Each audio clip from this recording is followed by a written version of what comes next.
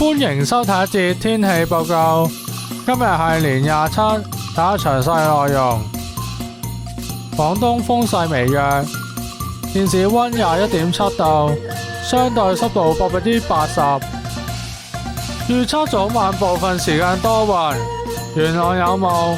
明早最低氣溫約19度，期間大致天晴及溫暖。市區最高氣溫約26度，新界再高2-3度。吹輕微至和緩東風。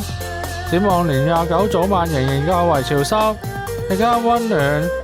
年初一初時有兩陣微雨及風勢頗大，氣溫稍為下降。年初二及年初三早上清涼。廣東地區明日風勢微弱，早晚較為潮濕，期間溫暖。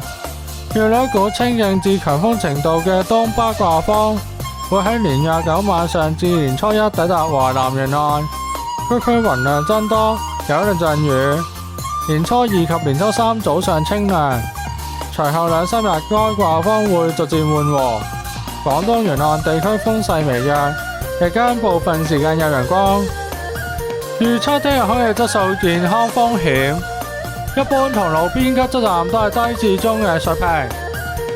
預測聽日最高紫外線指數係7，強度屬於高。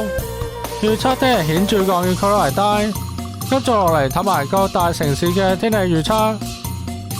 北京布宜諾斯艾利斯開普敦天晴，伊斯坦堡洛杉磯明朗，墨西哥城孟買天晴，巴黎多雲，新加坡明朗，東京多雲，柏林多雲，開羅天晴，倫敦馬德里明朗，莫斯科多雲，紐約聖保羅明朗，雪梨多雲，多倫多天晴。